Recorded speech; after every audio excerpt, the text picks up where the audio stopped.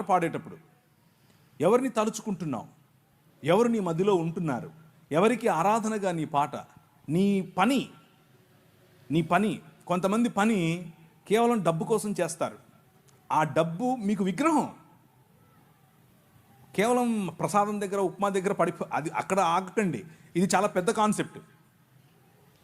కొంతమందికి కులం ఒక విగ్రహం. ఆ దాని కిందనే బతుకుతూ ఉంటారు. పెళ్లి చేయాలంటే కులం కావాలి, భోజనం చేయాలంటే కులం కావాలి, ఎవరి దగ్గరికైనా వెళ్ళాలంటే కులం కావాలి, అసలు మనోడా కాదా అదొక విగ్రహం.